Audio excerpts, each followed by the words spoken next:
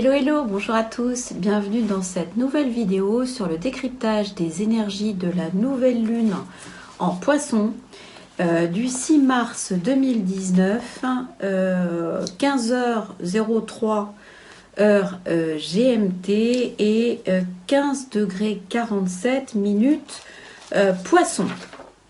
Alors, au programme de cette nouvelle lune, on va traiter donc les aspects génériques de la nouvelle lune en Poisson.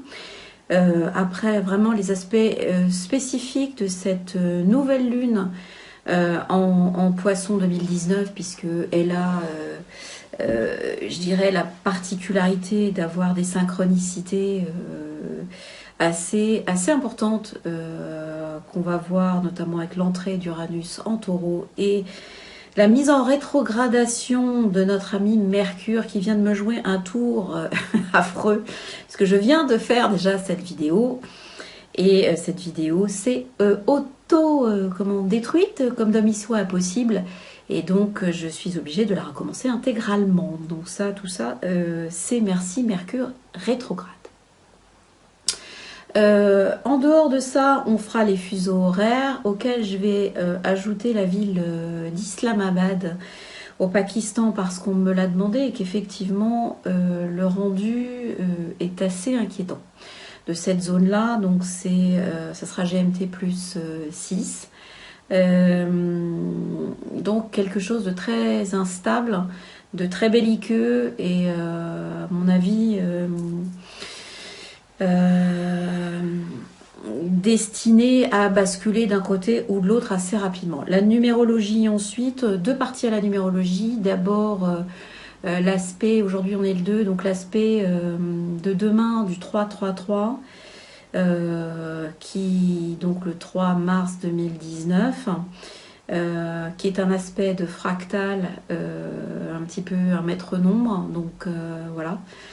Et donc il nous donne de la Trinité, mais de façon fractale, un peu façon Merkaba, on va dire. Et puis effectivement, 3 jours avant cette nouvelle lune, donc à méditer. En numérologie normale, évidemment, encore un adepte du 3, puisqu'il s'agira du 21, avec le monde d'un côté et Chine, la racine de l'autre, là-dedans. Et en troisième partie, eh bien, on verra comment cette synchronicité d'éléments vient nous livrer un message, et notamment ce message sur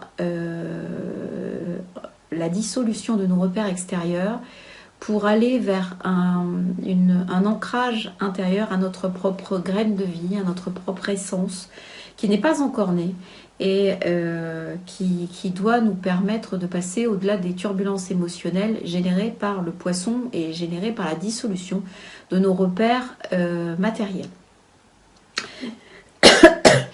Voilà, donc ça c'était le programme. Donc maintenant, cette nouvelle lune en Poisson, au niveau générique, une nouvelle lune en Poisson, c'est la fin de l'année astrologique. C'est-à-dire que le Poisson est le 12e signe, comme on le voit tout le temps, parce que c'est la fin du cycle. Alors le cycle, on a vu de nombreuses fois les aspects du 12, ce que ça générait, ce que c'était un petit peu destiné à faire, etc., etc. Donc on est sur une fin de cycle, on est sur l'aboutissement d'un cycle spirituel, mais aussi d'un retour à l'unité, parce que le 12e signe des Poissons contient l'intégralité des autres avant. Et donc, en ce sens, eh bien, il rassemble vers une unité toutes les facettes de notre expérimentation de l'année d'avant, que ce soit physique, puisqu'on se rassemble aussi au niveau corporel, le bélier étant la tête, le taureau la gorge, enfin voilà, et on finit par les pieds. Et les pieds, ce sont les poissons. Et donc, c'est ce qui nous permet de nous relier à la Terre, etc., etc., et qui va déterminer finalement la particularité de notre ancrage, notre lien entre le ciel et la terre, ce qui assure finalement notre verticalité. Donc ici, en attendant d'avoir notre nouvelle naissance qui arrivera avec le bélier, finalement on a cette fin de cycle qui va nous amener à prendre contact, à nous inviter à prendre contact avec notre émotionnel, avec notre inconscient. Les poissons sont un signe où il n'y a pas de limite, où évidemment tout ce qui est psychique est extrêmement fort, que ce soit, c'est un signe d'eau, mais un signe d'eau, c'est plus le signe de l'océan que de la mare. Donc on est vraiment avec des choses qui n'ont pas de limite, ni visuelle, ni dans le ressenti, d'où parfois des excès, des addictions, c'est le signe des addictions énormément, mais que ce soit des addictions simplement à votre routine de base ou à des médicaments, à ce qui est chimique, au sucre.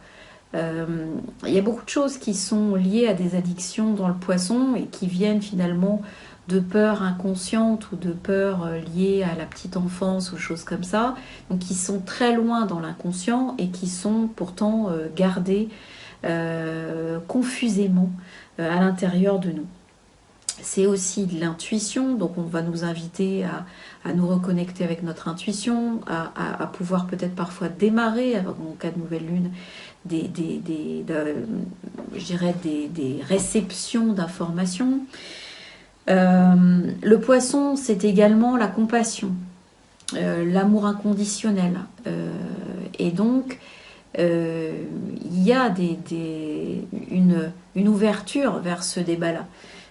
Quelle place à l'amour inconditionnel dans ma vie? Donc, au niveau individuel, ça peut être que finalement, à ce moment-là, vous allez rencontrer un chien errant, un chat perdu, tout affamé, etc. Et que, voilà, c'est qu'est-ce que vous allez en faire? C'est la place que vous allez laisser à l'amour inconditionnel dans votre vie. Donc, il y a cette notion aussi, ce lien avec les animaux. Le poisson, c'est...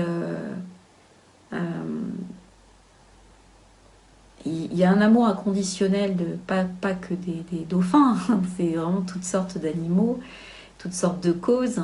Et c'est vraiment cette sensibilité aussi, je pense, à la souffrance d'autrui. Pour beaucoup de poissons, la souffrance est quelque chose d'insupportable. En fait, qu'elle soit endurée par ses semblables, et quand elle est endurée par lui, ou par les animaux, et quand elle est endurée par lui, en fait, elle a quelque chose de sacrificiel, que souvent il va trouver normal. Ce qu'il n'est pas du tout, mais bon, c'est un petit peu... voilà. La nouvelle lune en poisson, c'est en général une période qui peut s'avérer être calme, mais c'est l'eau qui dort. Donc il ne faut pas forcément se fier au calme apparent qu'on voit, parce que ça peut être très agité en dessous. Et donc, notamment au niveau émotionnel, au niveau relationnel, au niveau de ce qu'on est en train d'essayer de conscientiser, de ramener à la réalité. Voilà, c'est une grande période en général d'introspection, de retour à soi. Et ça peut aussi nous ramener à notre zone d'addiction, d'inconfort, à nos peurs, etc., etc., par différents biais en fait. Donc elle va inviter aussi, cette nouvelle lune en poisson, à travailler le détachement, le lâcher prise, à aller chercher la paix, à aller chercher ce qui fait moins mal, à se tourner vers l'amour inconditionnel, vers la guérison énergétique aussi. Il y a quelque chose de l'ordre je vais transcender les choses et ma souffrance pour aller au-dessus et permettre finalement à ce que ça soit moins souffrant pour moi et pour les autres en fait. C'est un peu un truc comme ça. Alors, dans la nouvelle lune spécifique, alors déjà elle est à 15 degrés 15 degrés 47 minutes, un truc comme ça. Et donc elle est sur le deuxième décan du Poisson. Donc elle va être évidemment plus fortement ressentie par le deuxième décan des signes mutables. Poisson, Vierge, Gémeaux, Sagittaire. Donc les signes mutables sont des signes qui ont des qualités d'adaptation.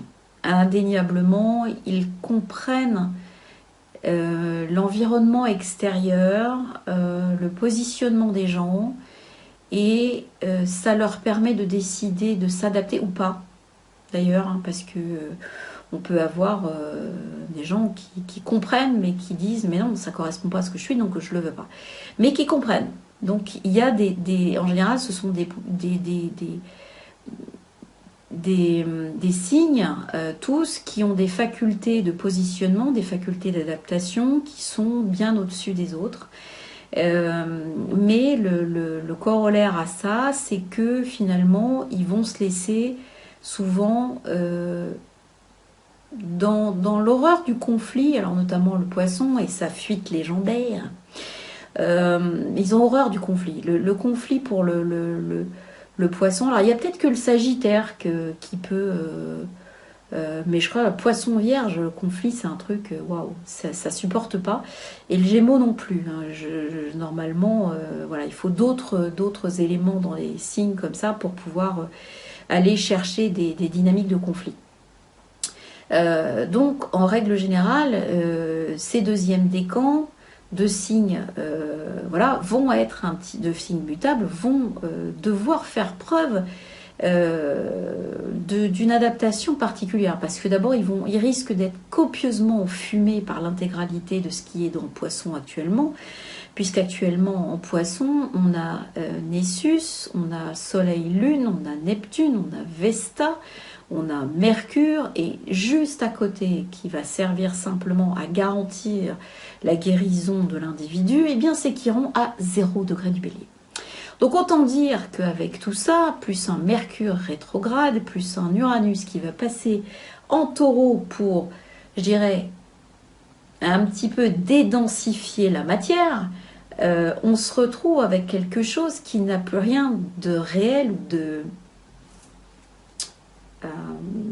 matériel, de dur. Donc on se retrouve effectivement, et surtout ces personnes-là peuvent vivre un écrasement, une dissolution, un gommage de leur repère extérieur matériel. Alors ça peut se faire sous plein de formes, hein. Ça peut se faire simplement parce qu'il y a des relations qui s'arrêtent, parce qu'on perd quelqu'un, un être cher, parce que on perd notre boulot, parce que il se passe quelque chose dans la maison, parce que en tout cas, parce qu'on déménage et que d'un seul coup, voilà, on se retrouve sans autre repère, parce que finalement, on doit changer de lieu de travail, de lieu de machin. Et donc voilà. Donc on se retrouve avec des changements qui sont destinés à gommer l'intégralité de nos repères visuels, matériels et sensoriels. L'idée, c'est que normalement, quand on va faire appel au mental pour reconstruire des cases, pour reconstruire des axes d'amélioration, pour reconstruire des choses logiques. Or ici, qu'est-ce qui se passe? Eh bien, Mercure devient ce jour-là, donc ça veut dire que dès maintenant, on est le 2, il commence déjà sa période, depuis longtemps, sa période de stationnement, et donc cette énergie de vidéo foirée, c'est Mercure rétrograde. Il y a quelque chose qui nous empêche d'aller à ce mental qui reconstruit des repères. Donc ici, chaque fois qu'on va essayer de faire appel au mental pour reconstruire des repères, on va avoir un stop. Stop. C'est-à-dire qu'on ne va pas pouvoir. Dès lors qu'on va essayer de faire quelque chose, on va être complètement enfumé. Donc ce qui veut donc dire que ce qui est souhaité, et on verra dans la troisième partie, c'est de retrouver des repères qui ne sont plus extérieurs mais intérieurs. Donc on juge donc qu'on a suffisamment travaillé, qu'aujourd'hui on est tous capables d'aller chercher notre point zéro et de s'y accrocher. Globalement, c'est ce que ça veut dire de façon littérale. Mais bon, c'est un petit peu raccourci, rabougri, et on verra comment finalement on va pouvoir développer ça de façon beaucoup plus ouverte. Ce Mercure rétrograde,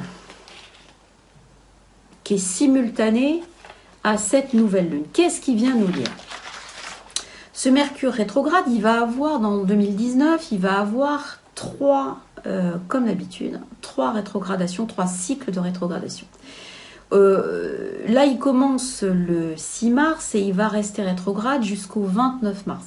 Alors moi, je vous dis régulièrement, c'est dans les périodes de stationnement, c'est-à-dire où quand il va devenir rétrograde ou qu'il va redevenir direct, que pour moi, il est dangereux. C'est-à-dire qu'il est le plus nocif, entre guillemets. C'est-à-dire qu'un Mercure rétrograde, il est là pour nous dire votre logique est mauvaise, revoyez-la, retournez en introspection, reconstruisez quelque chose de différent et vous allez voir que finalement les choses vont être différentes et vous pouvez retrouver la stabilité de façon différente. Alors là, c'est ce qu'on va nous dire avec un Mercure rétrograde. Qu'est-ce qu'il fait Mercure rétrograde? Lui, il gère quoi? Il va nous gérer une communication déficiente. C'est ce que j'ai expérimenté ce matin avec cette vidéo. Problème de communication, problème de téléphonie, problème d'informatique, problème de transport, des bouchons, des trains annulés, des problèmes dans les gares, dans les aéroports. En plus, on a un problème, Mercure gérant aussi le commerce et les accords politiques et commerciaux. On peut avoir également des choses qui sont, je dirais, un petit peu verrouillées, arrêtées, voire changées, voire bloquées, voire mal compris dans ces domaines d'accords et de partenariat. D'accord? En tout cas, tout ce qui est relationnel est extrêmement flouté. Mercure rétrograde en Poisson, c'est également des problématiques de malentendus, de confusion. Ça peut être aussi, en plus des problèmes de communication, des problèmes psychiques. On peut être amené à vouloir reprendre des médicaments parce que le mental, on n'arrive pas à s'en servir. Et il y a quelque chose qui l'a heurté douloureusement avec une émotion, parce que quand on voit qu'en Poisson, Neptune, Vesta, Lune, Neptune, Lune, Soleil, Nessus, on peut se dire, bon ben voilà, quoi, c'est ok, d'accord, j'ai été heurté par un météore, globalement, je prends des médocs pour que ça aille mieux. Bon, donc on est sur finalement quelque chose qui va aller vouloir trouver absolument une solution dans une grande souffrance. D'accord ? Ici, on peut aussi vouloir analyser la remise en cause et Mercure en introspection, Mercure rétrograde va le permettre en fait. C'est-à-dire que Mercure, s'il comprend, s'il est bien utilisé en tant que Mercure rétrograde, c'est-à-dire que cette énergie, elle n'est pas, pour moi, aucune énergie rétrograde devient négative. Alors, évidemment, je ne suis pas contente de devoir refaire la vidéo, bien sûr. Maintenant, c'est le jeu. Voilà, maintenant, c'est le jeu. À chaque fois, je sais que, de toute façon, soit je vais avoir des problèmes de son, soit je vais avoir des problèmes d'autres choses. Donc voilà, maintenant, on peut... ce Mercure rétrograde, il permet aussi d'aller chercher très loin à l'intérieur de soi tout ce qui peut être problématique, justement, introspective, tout ce qui peut avoir bloqué tel et tel type de choses, tout ce qui peut être filtre. Voilà, il peut aller chercher et dégommer tout ça parce que prendre conscience de tout ça. D'accord ? Alors, sa conjonction avec Chiron, qui est le guérisseur, va lui permettre en plus de disposer de cette manne de guérison. Surtout que Chiron est en bélier, donc on guérit la tête, hein, aussi on guérit le psychisme, on guérit l'individu. Donc il y a une cette lunaison, elle est, même si elle est un peu violente au niveau psychique, elle porte en elle la possibilité d'une guérison de l'âme en fait, hein, d'une guérison de l'âme avec finalement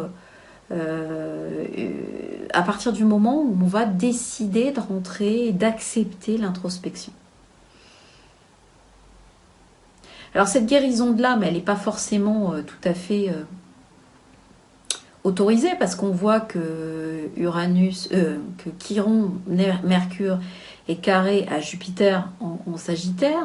Donc il y a quand même le médecin, n'est pas forcément lui, puisque Jupiter représente le médecin, l'autorité, tout ce qui est légal. Ça va pas forcément être super autorisé. Donc ça veut dire quoi? Ça veut dire que votre introspection personnelle et votre guérison énergétique, bien évidemment, elle n'est pas jumelable forcément avec des médicaments. Ou avec une thérapie comme vous l'entendez, à base de tout un truc. Voilà. Ça peut être beaucoup plus vous en introspection qui allez décider d'aller chercher. Après, vous pouvez être guidé, puisque on voit que ce Jupiter, il reçoit de très bons influx d'Uranus qui passe en Taureau. Donc on a cette notion de dédensification de la matière avec le passage d'Uranus en Taureau, qui va aller alimenter en Trigone, finalement, le médecin. Donc il va alimenter le médecin sur une base énergétique autre et qui va permettre d'aller chercher et de mettre en place une nouvelle thérapie, un nouveau thérapeute, une nouvelle façon de se soigner, une nouvelle façon d'appréhender les choses. Alors pour certains qui veulent justement travailler sur ces nouvelles façons quantiques presque de soins, c'est un moment idéal, par exemple, pour commencer à travailler. Parce que là, va y avoir de l'info, là, va y avoir des choses qui vont descendre, là, va y avoir des ouvertures qui vont être... Il faut simplement être... vraiment, ce Jupiter, il est très ouvert et il demande simplement qu'il y ait de l'amour inconditionnel qui lui soit apporté. C'est tout. Donc on est vraiment là-dessus, c'est assez intéressant avec ce Mercure rétrograde qui, encore une fois, va joindre son potentiel d'introspection au service de cette nouvelle lune en Poisson qui risque de libérer énormément de choses. Donc lui, il va être tourné vers lui en disant, finalement, qu'est-ce que je laisse partir? Qu'est-ce que je laisse partir? Est-ce que ça, c'est vraiment utile? Est-ce que je me fais pas peur tout seul? C'est ça un petit peu les trucs. Alors, ce Uranus qui passe en Taureau de façon simultanée à la nouvelle lune, lui, il vient nous chercher sur d'autres choses. Il vient nous chercher sur la dédensification de la matière. Donc, bien évidemment, lui, il va être cherché, il va être carré déjà à Pluton. On est encore sur des aspects de transformation. Pluton étant en Capricorne, là on bascule sur quelque chose au niveau de la Terre. D'accord? Donc Uranus dans ce signe de Terre, et notamment quand il remet son énergie à tourner dans ce nouveau signe, c'est comme quand il est arrivé en Bélier et que dans le premier degré, on a eu Fukushima et le tsunami qui a suivi. Donc on est vraiment sur quelque chose qui est très, très important à comprendre de cette nouvelle énergie qui s'installe, qui se pose. Alors c'est plus lent, mais c'est là pour dédensifier la matière, en tout cas la perception qu'on en a. D'accord? Donc un Uranus qui est en Taureau, lui, il va aller chercher des choses beaucoup plus climatiques, beaucoup plus, je dirais, géologiques, beaucoup plus au niveau vraiment de la terre, du territoire, du bien-être, d'autant qu'il est également carré à Vénus, donc son maître, en Verseau. Donc il y a un côté liberté qui n'est pas accessible, bien-être qui n'est pas accessible encore. C'est-à-dire qu'on est vraiment dans le domaine où il vient de plonger dans le truc, et finalement il se heurte à quelque chose qui était déjà en place avant, avec cette Vénus et cette liberté qui n'est pas encore déclarée. Donc voilà, on a une confrontation de plusieurs logiques avec cette nouvelle lunaison, qui vont amener les gens à ne pas voir qu'ils ne sont pas dans la même réalité. Ici, on a l'impression d'être un peu dans Alice au pays des merveilles, en fait. C'est-à-dire que l'inconscient va sortir, elle va matérialiser, elle va être amené à matérialiser énormément de choses qui vont générer côte à côte des réalités qui finalement sont invisibles pour les autres. Et donc, on est dans presque dans cette formalisation de Alice au pays des merveilles, dans laquelle on a des gens qui s'entendent pas, qui sont complètement sourds au dialogue les uns des autres, et dans un univers totalement absurde, qui pourtant est généré par de la mathématique. Lewis Carroll étant mathématicien, et avec des histoires de probabilité. Ici, donc cette confrontation de plusieurs logiques, elle vise à nous faire comprendre que la communication parfois ne doit avoir lieu qu'avec nous. Et que il y a même si cette globalité est absurde autour de nous et que ça dissout nos repères, eh bien il y a bien quelque chose qui ne changera pas, c'est notre ancrage et c'est notre assiette intérieure. Et on verra pourquoi. D'accord ? Dans les autres aspects qu'on peut rencontrer, on a donc Uranus en taureau et toujours Mars en taureau, qui va nous amener, hormis le salon de l'agriculture, beaucoup plus de calme. Il va y avoir un sextile entre Mars, Neptune et Vesta, ce qui nous amène, et cette lunaison, ce qui nous amène malgré tout à penser que ce sextile va nous permettre, dès lors qu'on aura compris au niveau énergétique comment utiliser cette énergie pour s'ancrer, enfin se centrer intérieurement, on va générer l'apparition de nouveaux repères extérieurement, en fait. D'accord ? C'est vraiment ça. C'est encore une fois, c'est l'intérieur qu'il s'agit de modifier et d'accueillir, de comprendre pour générer les nouveaux repères qui vont nous servir pour les mois qui viennent, puisque on nous fait comprendre que ceux qui sont actuellement en place sont obsolètes. Globalement, c'est ce qui se passe.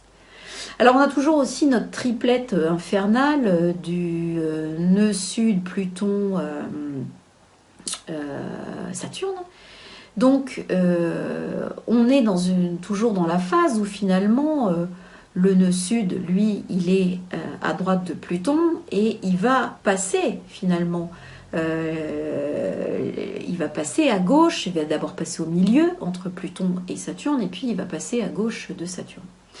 Alors, ça va nous donner finalement des phases d'évolution de l'humanité, et en tout cas des phases d'évolution de la résistance de nos institutions et de la résistance des anciennes croyances, puisque tout ça, ça a lieu en Capricorne, et donc le nœud sud, aujourd'hui, pose la problématique et les débats. Une fois qu'il sera arrivé qu'il aura transité Pluton, on sera en phase de transformation, donc les choses vont avoir des portes qui vont s'ouvrir au niveau des transformations, mais un petit peu chaotiques. La phase entre Pluton et Saturne va nous amener à une phase où finalement on va voir l'aboutissement de la déconstruction, puis quand il sera passé de l'autre côté de Saturne, eh bien il ne restera rien des anciennes structures. Bon. On n'en est pas là, hein. On n'en est pas là, mais soyons clairs, ce sont des choses qui vont arriver dans les 6-8 prochains mois. Donc on n'est pas sur des distances de 20 ou 30 ans, hein. On est vraiment sur des choses qui sont dans ce qu'on va qualifier notre temporalité immédiate. Bon.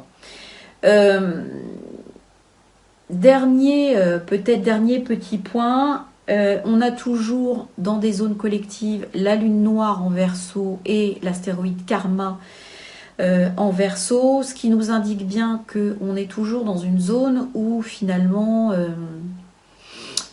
les aspects égrégores collectifs et peur collective s'activent. Alors Mention spéciale toujours pour cette lune noire en Verseau qui éveille quand même un certain nombre de gens et qui éveille les gens en les attrapant sur le signe opposé qui est le lion. C'est-à-dire que tant qu'on empêche les valeurs de cœur du lion de s'exprimer, eh bien ce sont les angoisses du déchaînement collectif qui ont lieu.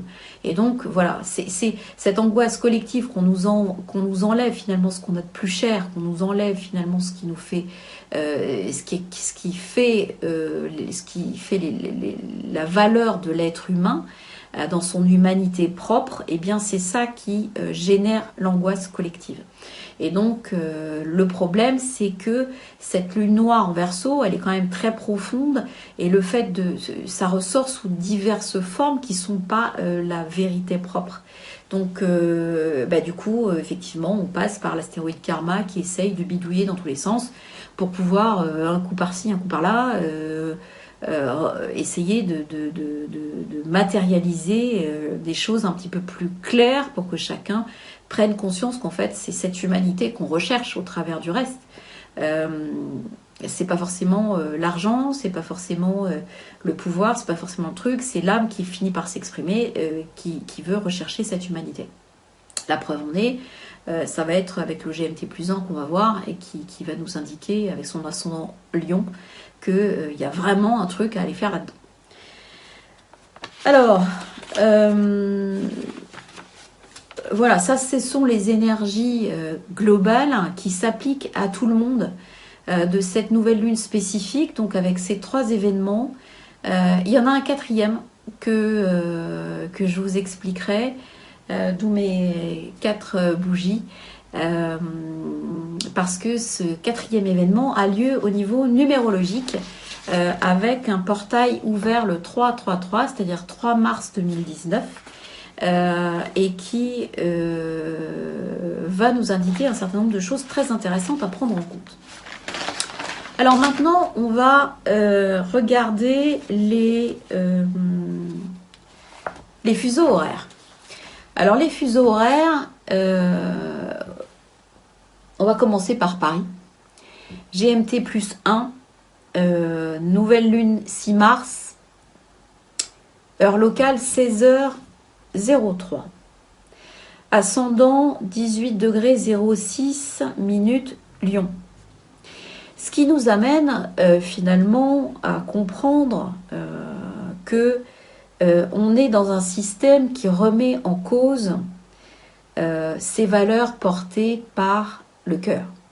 Le soleil, donc qui est maître du lion, évidemment, se retrouve dans la lunaison, conjointe à la lune en poisson et tout ça, et en maison 8. Ce qui veut donc dire que on nous demande de, finalement, il y a une espèce de gommage de toutes ces valeurs actuelles et une dissolution de tout ça. Et donc il y a cette maison 8, elle indique une mort de quelque chose, elle indique une mort en tout cas une grande peur, puisque en Verseau, en face de l'ascendant, se trouve la lune noire en Verseau, qui va générer énormément d'angoisse sur la perte de ces valeurs, qu'elles soient collectives ou individuelles. Et en tout cas, il y a une sensation assez désagréable finalement que les valeurs ne soient pas les valeurs du peuple, les valeurs individuelles, les valeurs de cœur, soient encore détournées au profit des plus grands. Alors on voit ça en France, mais on ne voit pas que ça en France. Le GMT+1, c'est aussi l'Europe et c'est aussi le Maghreb. Regardez ce qui se passe en ce moment en Algérie, où on finit par refuser, on n'en peut plus de voir Bouteflika pour un 5e mandat, alors que voilà, on ne sait même pas s'il est vivant, et on a la Tunisie qui finit par demander énormément de liberté aussi, ce qui paraît complètement aberrant au pouvoir en place. Donc on est sur quelque chose où finalement il y a une angoisse d'accession à la liberté. C'est ce qu'on voit en France aussi également, où tous les jours qui passent, on nous repond une loi liberticide et on nous la justifie avec des choses complètement stupides qui vont de la sécurité à l'Europe en passant par je ne sais quelle connerie. Et aujourd'hui, il faut bien comprendre que c'est cette énergie de je dirais, de massacre des valeurs humaines, mais dans le sens où de l'humanité, du cœur de l'humanité, avec le lion. Donc il y a cet aspect de dissolution, on essaye d'enfumer pour dissoudre et passer à autre chose. C'est exactement ce qui est vécu là avec cette lunaison en maison 8 en poisson. Et il y a une possibilité durant ce mois de mars d'aller chercher la guérison énergétique de tout ça. Voilà. Et donc de comprendre de façon collective, avec une espèce de compassion ouverte sur tout le monde, que finalement on ne veut pas se laisser phagocyter la liberté, et parce que ça fait partie de l'humanité d'être libre. D'accord? Et ça, c'est ce qu'on voit effectivement avec aussi Uranus qui passe en Taureau et qui pourtant est carré à Vénus en Verseau. D'accord? Et qui se retrouve en maison 6 en GMT plus 1.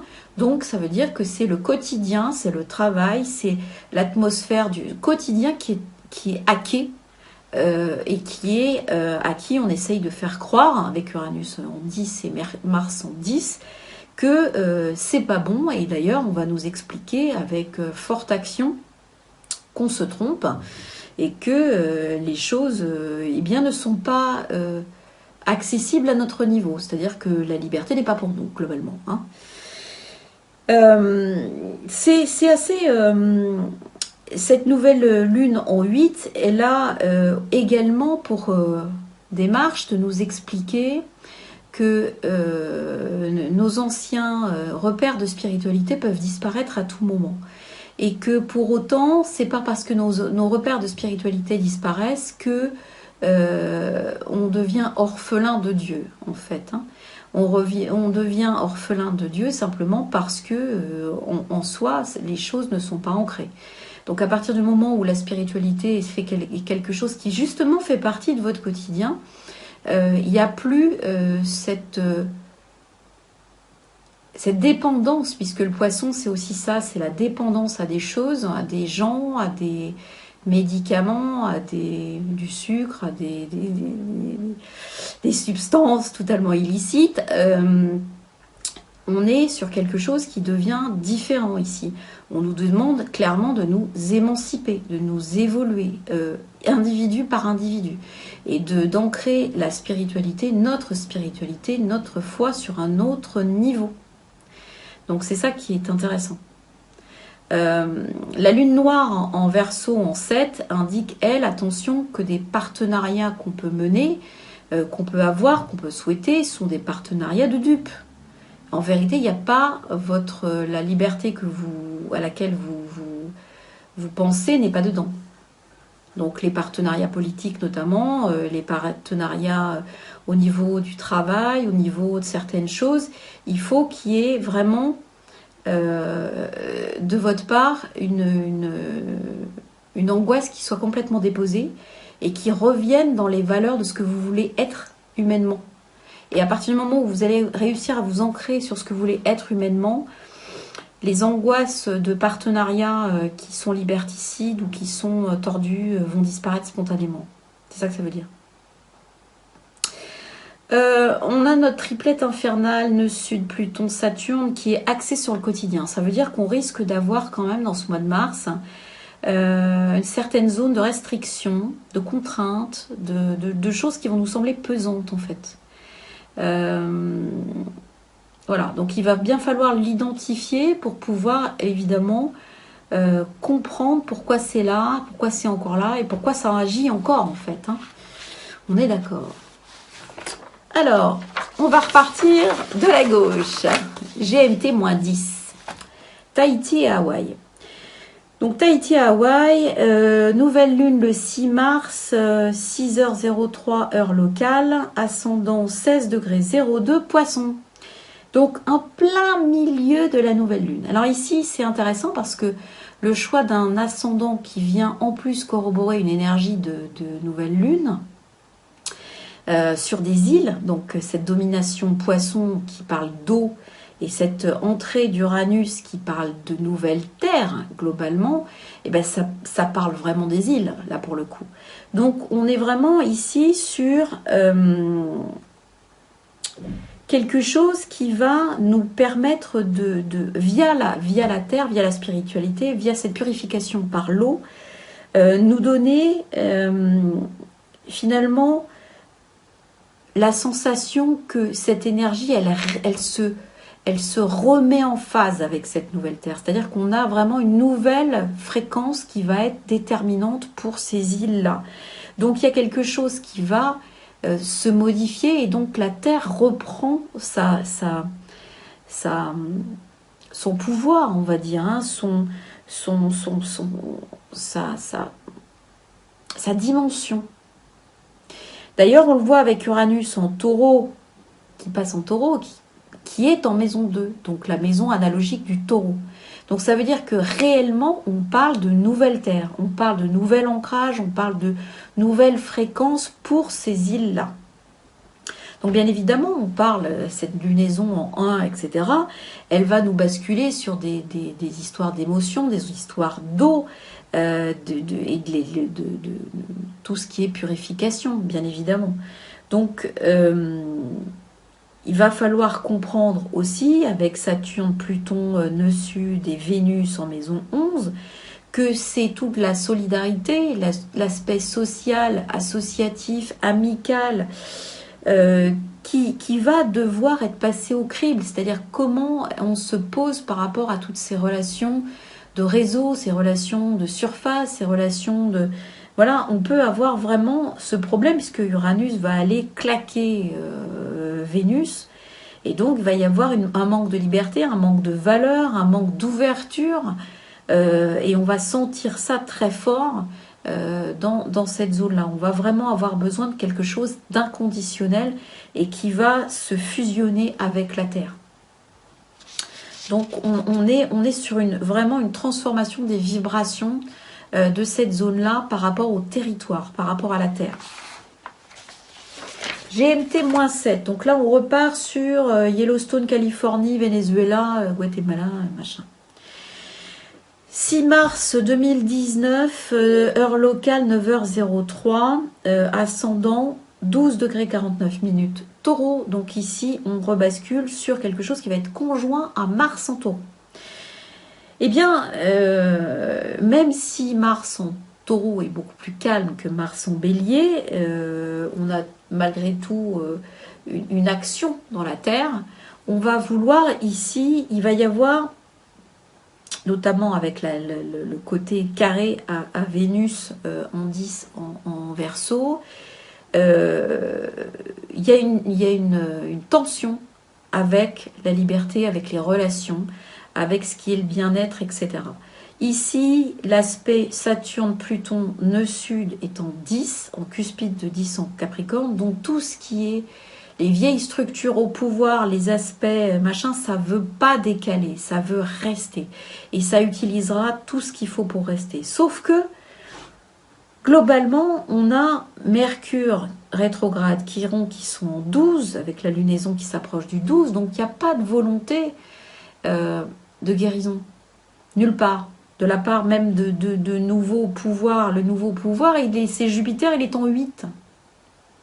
Donc il y a une duplicité, puisqu'on en est... voilà, il y a des choses qui sont extrêmement cachées. Il y a un empêchement de guérison. Il y a cette lune noire en Verseau, elle est en 11, donc elle va générer des peurs, des angoisses dans le milieu collectif, dans le milieu un empêchement à aller vers la solidarité, donc vers vraiment une dissociation forte, une dualité forte, un enfumage complet, une impossibilité de communiquer. Et finalement, on va se retrouver à avoir des structures actuelles qui verrouillent l'intégralité de ce qui pourrait évoluer. Donc, il y a toujours, évidemment, Uranus est en 12, donc il n'y a pas de volonté d'accéder à la conscience. Il n'y a pas de volonté d'accéder à la vérité. Il n'y a pas de volonté je dirais, les nouvelles structures, elles sont pas prêtes, elles sont phagocytées par l'enfumage de tout ce qui est encore au niveau politique. Et donc, par contre, il y a une pression forte avec Mars sur l'ascendant, sur la Terre, sur le fait de manipuler les gens, sur le fait de générer par la force quelque chose.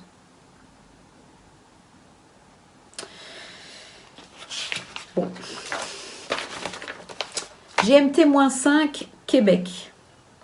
Nouvelle lune, 6 mars 2019, 11h03 heure locale, ascendant 1,01 Cancer.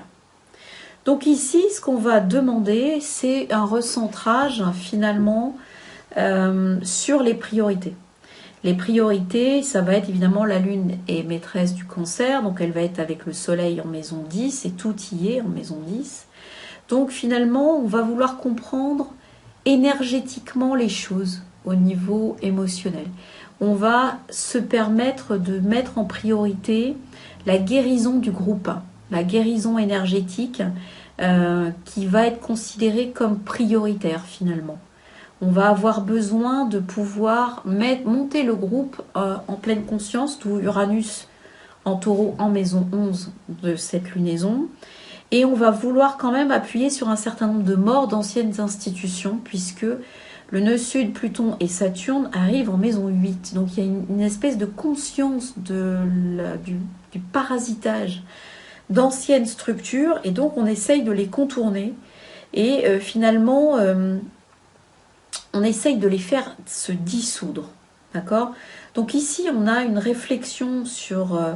avec le nœud nord en maison 2, on va avoir une réflexion sur la matière, sur la nouvelle matière, sur l'argent, sur les possessions et sur la façon de mieux répartir les choses. D'accord ? Sur la façon de pouvoir finalement intégrer ça énergétiquement et pas le laisser politiquement en réseau, disposé par des gens qui finalement, on ne donne pas notre aval à ces gens-là. GMT-4, Martinique et Guadeloupe. Nouvelle lune, 6 mars 2019, 12h03.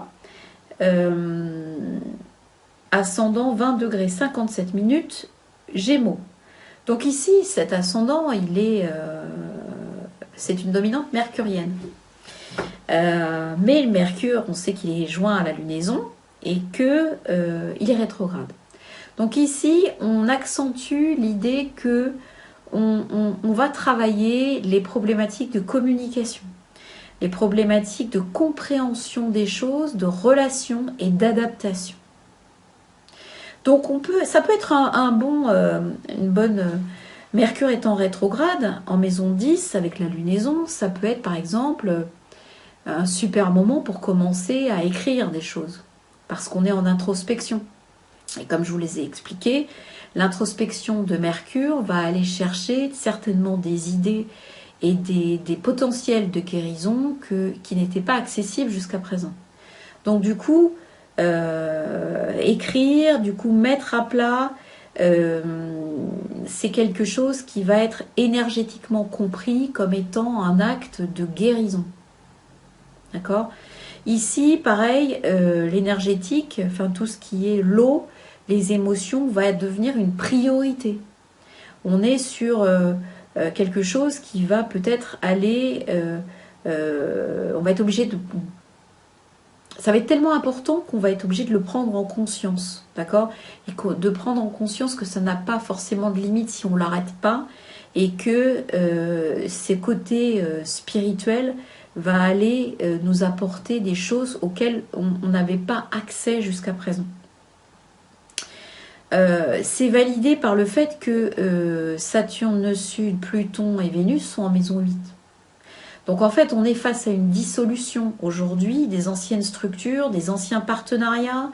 Il peut aussi être question d'argent qui pose des difficultés et qui va, puisque c'est opposé au nœud, et qui va poser des difficultés qui vont être liées à la transformation, aux nouveaux repères. Ces nouveaux repères doivent être absolument intégrés pour que cette notion d'abondance revienne. C'est-à-dire que quand on n'intègre pas les nouveaux repères, c'est-à-dire l'acceptation de la dissolution de tous nos repères matériels actuels, et le fait de se centrer sur quelque chose et d'avoir une assiette de bateau que par l'intérieur, eh bien, on est malmené. Et globalement, cette notion d'abondance avec le nœud nord en 2 va poser problème. Très clairement. Alors, GMT plus 4, la Réunion. J'embrasse mon ami Naïd. Nouvelle lune le 6 mars, heure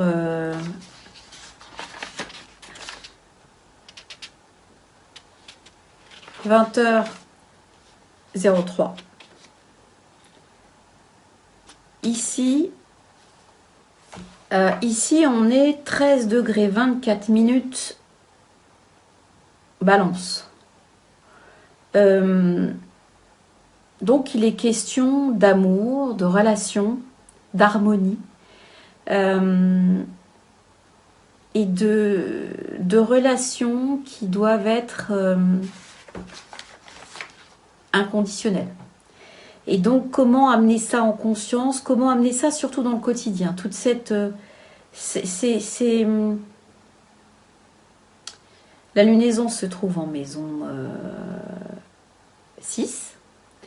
Et donc, en fait, on se retrouve à avoir vraiment quelque chose qui, dans le quotidien, au niveau de la santé, va nous amener énergétiquement une vraie guérison. D'accord ? On va aller chercher cette guérison, par la compassion dans le quotidien et par finalement conscience de ce que chacun est capable de faire pour nous amener du mieux, en fait, et de le laisser apporter sa contribution.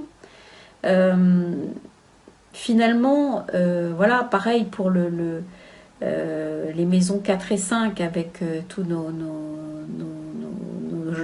planètes en Capricorne et en Verseau. On va demander finalement à changer les vieilles structures qui font encore de la résistance vers au niveau familial notamment, mais finalement c'est une nouvelle forme de relation qu'on nous demande.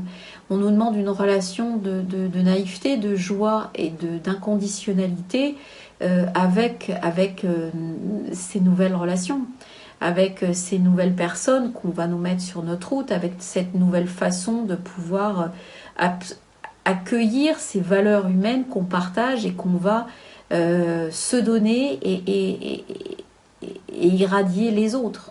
Donc finalement, il restera un petit peu de résistance au niveau familial, mais l'amour généré par cette inconditionnalité dans le quotidien va aller finalement gommer tous ces repères du quotidien qui n'ont plus lieu d'être. En fait, ça va tomber tout seul presque.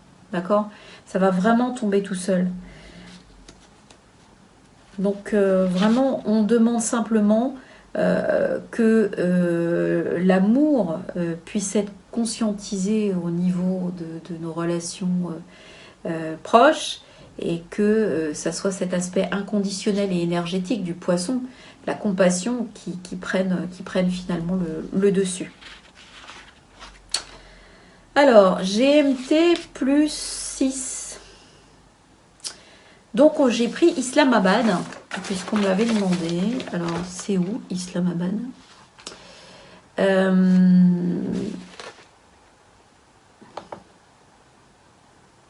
Voilà. Et Islamabad, elle est donc ascendant Balance. Et là, on se retrouve avec quelque chose qui est extrêmement problématique, puisque cet ascendant Balance ne fait pas donc référence à la relation, etc. On a Uranus en 7 qui est donc le gommage des partenariats antérieurs par, je dirais, une espèce d'explosion et des tensions et des incompatibilités, d'autant qu'il est toujours opposé à Pallas en Balance, ce qui veut donc dire que il y aura des incompréhensions diplomatiques. Mars étant en Taureau en maison 8, on a des possibilités guerrières et vindicative et surtout financière au niveau des territoires. Mars en taureau en 8, c'est la protéo gain, enfin c'est un truc phénoménal au niveau de l'argent et des possessions. Et la lunaison a lieu donc en 6. Et donc c'est tout le quotidien qui énergétiquement se trouve complètement gommé et qui va être secoué avec un tumulte, des turbulences émotionnelles pour pouvoir retrouver d'autres repères qui peuvent être des repères intérieurs.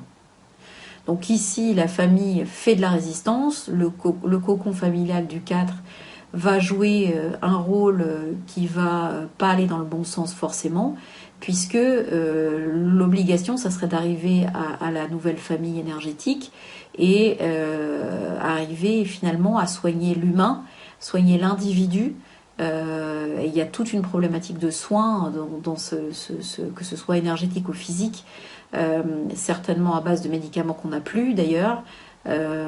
Donc des partenariats avec de l'argent et contre du territoire et contre certainement des choses dans la terre, donc je dirais des minerais, du pétrole, des machins comme ça. Enfin, on est sur un truc qui est juste dégueulasse là. Hein.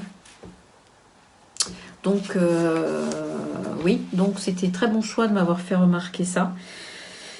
Donc voilà, quelque chose qui est quand même un peu ouais, un peu problématique, hein, on va dire. GMT plus 9, Indonésie, Japon.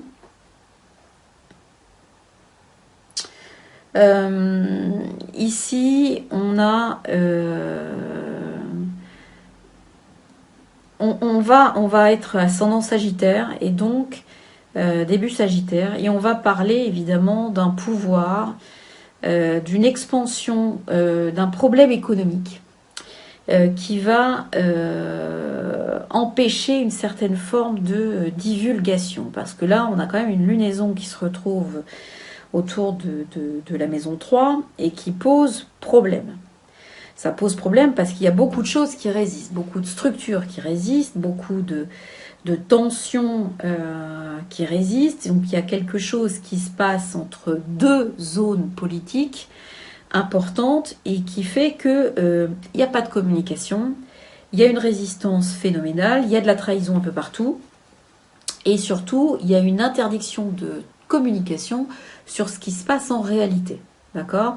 Donc on voit ça en plus avec des problèmes de partenariat. Le 8 en cancer va nous expliquer qu'effectivement, normalement, on devrait pouvoir revoir Maison 7, revoir les choses, mais que ce n'est absolument pas possible parce que les partenariats sont verrouillés.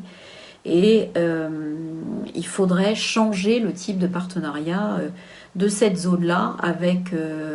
au niveau notamment politique, au niveau structurel, au niveau administratif, mais que c'est pas du tout vu comme ça. Donc là, on se retrouve avec des fondements qui sont sur le point d'exploser. Hein. C'est très lourd et très compliqué. Voilà, GMT plus 11, Nouméa. Donc, GMT plus 11, Nouméa, 2h03, ascendant Verseau. Donc là, on se retrouve avec toute notre structure Saturne-Pluton, donc toutes nos vieilles institutions qui sont bien cachées et qui essayent de faire de la résistance en étant le plus planquées possible. D'accord ? On essaye de nous faire passer avec Jupiter en 11 une espèce d'activité sociale qui serait pour le bien de tous. Cependant, quand on voit que tout ça c'est carré Mercure-Chiron, on sait bien que c'est du vent et qu'on ne veut surtout pas la guérison de tout ça. D'accord ? Donc, on se retrouve à avoir, comme dans l'autre, une problématique qui est liée à l'île, au territoire de l'île, à la structure de l'île par rapport à ses habitants. C'est-à-dire qu'il y a une spiritualité entre les habitants et la Terre qui doivent se retrouver, se relayer et se remettre en place. C'est ce qui est cherché ici, encore une fois. Donc, ça va se passer par finalement différentes manifestations, je pense, soit climatiques, soit géologiques, qui vont appeler les habitants, les occupants, à pouvoir être plus proches de cette terre pour pouvoir ressouder ce lien énergétique et pour pouvoir le relancer sur des vibrations différentes en fait. Hein. C'est ce genre de truc qui est attendu. Voilà, alors ça c'est les fuseaux horaires. Donc maintenant on va passer à l'aspect numérologie. Alors, l'aspect numérologie, j'aimerais commencer par le 333. Donc, le 3 mars 2019. Le 3 mars 2019, donc c'est demain, c'est un portail énergétique. Alors, le 333 fonctionne comme le 33, donc au cube. Donc, voilà. Ça veut dire que globalement, on accède à une dimension supérieure. Le 33, je vous rappelle que c'est un maître nombre d'enseignement spirituel, c'est une guidance, c'est-à-dire c'est déjà pour les gens qui en sont détenteurs en chemin de vie ou en but de vie, il y a souvent des accès à des informations que les autres n'ont pas. Simplement parce que ils peuvent aussi retransmettre des choses sur leur parcours qui vont faire, qui vont avoir une vibration qui va être digne des 33, qui va être certainement, qui va être maintenue très haute et qui va pouvoir nous aider tous à pouvoir, clac, se verrouiller sur eux pour obtenir, pour regarder comment ils font. Alors là, on va avoir le stade au-dessus, c'est-à-dire que ce 33 va accéder à une dimension supérieure, donc se doter d'un 333. Par exemple, les enfants qui vont naître demain seront générateurs, seront porteurs de ce portail. Donc sur certes, alors pas tous, parce qu'encore une fois, c'est pas parce qu'on est né, les âmes sont pas égales, hein, donc ni en vie, ni en machin, ni en truc, hein, ça c'est encore, voilà. Donc quand une âme va décider, il y a certaines âmes qui vont décider d'utiliser ce portail-là pour venir sur Terre, et dans les enfants qui viendront, il y en a certaines âmes, elles utiliseront plein pot ce 333. D'autres vont pas le matérialiser, parce que ça sera leur choix aussi de pas le matérialiser. Mais on va matérialiser, il va y avoir des enfants qui seront porteurs de ce portail, et qui pourront l'exploiter. Donc ça, c'est assez intéressant. Ce 333, il est un petit peu, comme je disais, un petit peu façon Merkaba. C'est-à-dire que vous avez le 3 qui génère un triangle, le deuxième 3 qui génère un autre triangle, le troisième 3 qui va générer un autre triangle. Tout ça va être gentiment emboîté et va permettre donc en fractal de pouvoir nous faire accéder à une dimension supérieure, donc à des informations, puisqu'on est sur du 3, et que donc on va tous pouvoir accéder à notre Merkaba intérieur, qui va nous permettre de passer du 3 au 3 au 3. D'accord ? C'est d'autant plus intéressant qu'effectivement ces informations supplémentaires, elles sont véhiculées, on est à 3 jours du 6. Donc c'est pas, tout ça se claque, ça a l'air de rien en fait à chaque fois, c'est super marrant, mais ça a l'air de rien, mais tout ça c'est très organisé. Donc cette Merkaba dont on va tous hériter, hein, eh bien c'est un portail d'activation de cette Merkaba. Donc après, on va avoir évidemment davantage d'informations, davantage de créativité, davantage de connexion aux choses, puisque le 33, il a cette particularité, déjà en maître nombre, d'être obligé de parler avec lui-même, avec le premier 3. Le premier 3, il va se retourner en lui, il va devoir accueillir et intégrer cette première zone de créativité. Le deuxième 3 va être accueillir et intégrer la créativité des autres et transmettre sa créativité à la créativité des autres pour leur permettre de faire pareil. J'ai une excellente amie qui fait des tatouages en Haute-Savoie, Léa, qui est 33 et qui est juste phénoménale dans sa façon de faire, de modéliser la connexion qu'elle reçoit pour la traduire dans cet art-là. Voilà. Je connais d'autres 33, effectivement, qui ont cette particularité de pouvoir être beaucoup plus créatifs que nous tous, et qui vont avoir des connexions, des idées, des informations, des choses qui vont être directement prises d'en haut. Alors là, ça va encore s'accentuer, mais pas que pour les 33. Alors pour les 33, ça risque d'être un tournant quand même, hein, je vous le dis. Mais pour les autres aussi. C'est-à-dire que pour les autres, il y a vraiment activation de la Merkaba intérieure, avec la possibilité d'aller chercher les informations dans le champ d'information ou d'aller encore beaucoup plus loin pour pouvoir comprendre quel est l'ancrage. C'est-à-dire qu'aujourd'hui, on nous demande, on nous gomme nos aspects extérieurs je dirais d'activation des choses, mais il ne faut pas oublier que ces aspects extérieurs ne peuvent effectivement pas rester dès lors qu'on passe à travers cette activation de portail intérieur. Ça fait conflit sinon. Donc aujourd'hui, on nous gomme nos affaires extérieures, nos repères extérieurs, donc évidemment, mais c'est uniquement pour que ce portail d'activation de Merkaba intérieur puisse pleinement être dans ce qu'on souhaite. D'accord? C'est-à-dire que sinon, ça ne peut pas servir. On ne pourra jamais activer la Merkaba intérieure. Et là, ce qu'on nous dit, c'est allez-y, activez-la. C'est le moment. On vous donne les infos, on vous donne la possibilité de le faire. On vous donne l'accès à la dimension qui vous manquait pour pouvoir l'activer vraiment. Bon, suite au prochain numéro, on va voir ça. Donc en fait, voilà, ce 333, il nous indique que finalement, on va avoir une grande possibilité de pouvoir voir les choses différemment, conscientiser les choses et les verrouiller aussi de façon autre. Alors, ça c'est pour le 333. Maintenant, cette numérologie du 6, elle est assez marrante parce qu'elle donne du 3 aussi en fin de compte. Regardez, on a le 2, le 6, donc plus 3, plus 2, plus 1, plus 9, ça nous donne 21. 21, c'est encore 3.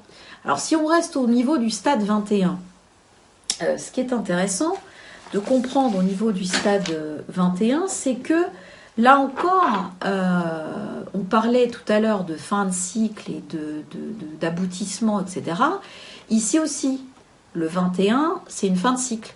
D'accord? C'est un aboutissement, c'est etc. etc. On a fini le 22, on voit d'ailleurs le 22, lui il part, c'est le mat, il s'en va, il va transiter vers un autre cycle. Ici, le 21, lui, tout a été mis en place, c'est-à-dire qu'on regarde et tout a été travaillé en fait. Tout dans la carte nous montre que chaque chose est à sa place, chaque chose est ordonnée. Par contre, il y a une espèce de paroi encore intérieure qui nous sépare de la réalité. Parce qu'en fait, cette réalité, elle n'existe pas. C'est nous qui l'avons projetée à l'extérieur, qui l'avons construite. Mais globalement, on reste encore en gestation. On reste encore dans notre œuf. Bon, c'est bientôt Pâques, hein, mais on reste encore dans notre œuf, à l'abri de notre propre réalité. On a fait des essais, en fait. Ce qu'on voit quand on regarde cette carte, c'est qu'on a fait des essais. On a joué à projeter des tas de trucs partout autour de nous, mais surtout, on est encore dans une idée d'œuf, donc de protection, etc. Donc, ce qu'on va nous demander aujourd'hui, c'est d'arriver à conscientiser cette image de gestation pour arriver au prochain cycle, après, bien évidemment, cette nouvelle lune qui va nous amener au cycle du bélier. Et ce bélier, c'est le battleur. Et donc, c'est l'enfant du zodiaque. Donc, on retourne, c'est l'enfant du tarot. comme le bélier, l'enfant du zodiaque. On retourne sur un démarrage, avec d'autres outils. Regardez bien le battleur. Il a plein de choses sur sa table. Il peut tout utiliser. Et donc, en fait, c'est ça qu'on nous demande.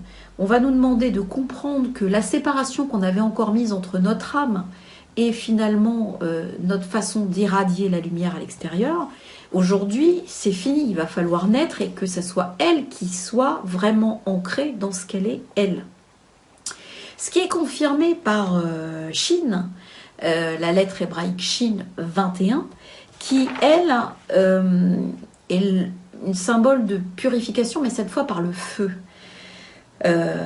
C'est parce qu'elle véhicule énormément de concentration. Shin, c'est vraiment une concentration d'énergie, d'action, de force, mais une histoire de graines. Et plus exactement, en fait, comme c'est la dent, elle est symbolisée avec ces trois trucs là, comme ça, avec la racine.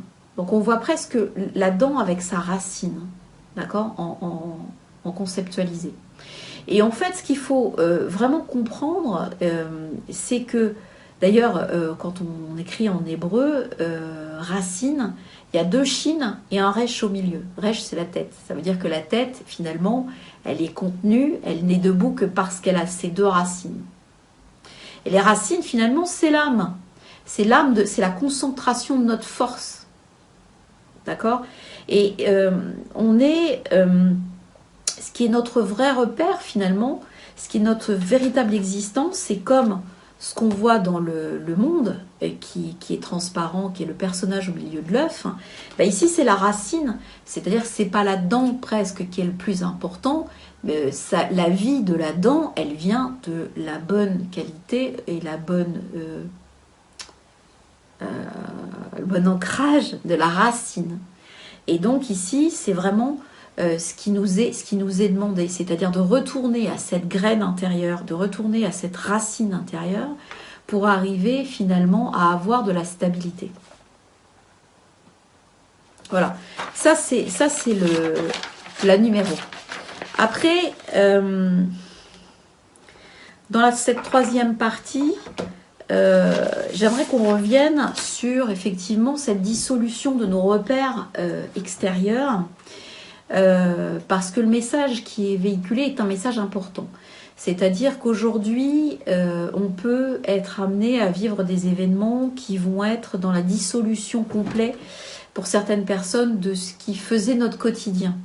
Il y a des gens qui peuvent perdre des êtres chers, il y a des gens qui peuvent finalement avoir des relations qui s'arrêtent, déménager, être obligés de quitter le travail. Enfin, il y a des choses qui peuvent se passer, d'autant qu'Uranus passant en Taureau, les choses du quotidien et de la Terre vont paraître beaucoup plus évidentes.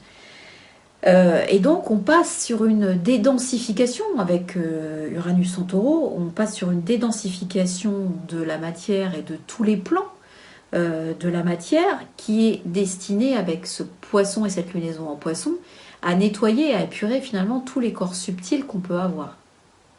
D'accord ? Donc l'idée c'est de transcender cette turbulence émotionnelle, c'est-à-dire de ne pas la figer, de la laisser partir, pour qu'on puisse activer cette graine au milieu, d'accord, cette nouvelle ADN, entre guillemets, à un autre niveau. On vient de voir le 333, et il faut finalement parvenir à comprendre que il y a une des lois de l'univers qui parle d'impermanence, et qui dit que finalement, quelque part, c'est notre seul repère. Eh bien, c'est ce qu'on essaye de nous faire passer maintenant, et c'est ce qui va être activé maintenant. C'est-à-dire que cette impermanence... J'avais fait un dessin tout à l'heure à la vidéo ratée de tout à l'heure, mais je ne le retrouve plus. S'il est là. Mais je vais la recommencer parce qu'il est moche. Alors, en fait, cette impermanence, elle s'explique. C'est-à-dire que aujourd'hui, nous sommes dans une situation où chacun de nous est une spirale, d'accord, qui doit avoir, qui est venue pour travailler différentes problématiques. Donc là, par exemple, je ne sais pas si vous voyez bien, j'ai dessiné 2 personnes. Ces 2 personnes ont chacune leur graine, donc leur concentration d'énergie, qui va venir expérimenter des problématiques qui sont des tangentes à la spirale et qui vont évoluer énergétiquement toute leur vie. D'accord? Alors, il y a plusieurs vies dans les anneaux de la spirale. Ça, c'est l'ensemble de nos vies. C'est-à-dire que le temps, vous voyez bien qu'il n'est pas linéaire. C'est-à-dire que vous pouvez avoir une vie là et une vie là qui va se ressembler, etc., etc. Et ces vies, elles vont utiliser les mêmes problématiques. Donc, là, on est là pour travailler avec nos repères extérieurs, avec nos miroirs, avec les gens qui travaillent avec nous, les différentes tangentes qu'on a sur les différents anneaux de la spirale. Sauf qu'aujourd'hui, on nous dit « Hop, hop, hop, votre truc va pas marcher » parce qu'en fait, vous êtes en train toujours de travailler vos problématiques avec l'extérieur. Donc, aujourd'hui, alors, il y avait des gens quand même qui réussissent à arrêter des problématiques, notamment quand on réussit à arrêter une problématique. Vous voyez, c'est le rouge, hop, ça s'arrête, mais en fait, ça ne s'arrête pas. C'est-à-dire que vous la gardez quand même, mais qu'elle est plus chargée, c'est-à-dire qu'elle ne s'active plus dans les anneaux de la spirale. Mais vous l'avez parce que c'est du travail que vous avez fait. Et aujourd'hui, on nous dit, eh bien, il n'est plus possible de travailler comme vous le faisiez, avec l'extérieur, etc. Pourquoi? Eh bien, parce que vous êtes en réalité non pas relié à l'extérieur, mais à l'intérieur, d'accord, via une autre spirale, qui est la spirale de l'univers. Et cette spirale, en fait, on est plusieurs à être sur les mêmes anneaux de la spirale de l'univers. Sauf que comme cette spirale est une spirale, on est sur un truc qui bouge. Donc, l'idée, c'est que, en fait, on est en train de nous faire comprendre que on monte sur un bateau. Et l'idée, c'est de ne pas avoir le mal de mer. Donc, globalement, on monte sur quelque chose qui est mouvant. Donc, ça ne sert à rien de chercher quelque chose de fixe. Il faut simplement accepter que l'assiette, essayer de dimensionner l'assiette comme en avion pour que rester complètement, malgré les turbulences, eh bien, on passe au travers et que l'assiette reste toujours correcte. L'idée, c'est celle-là. L'idée, c'est qu'on va nous montrer que la seule zone, finalement, qui doit être en place, c'est à l'intérieur.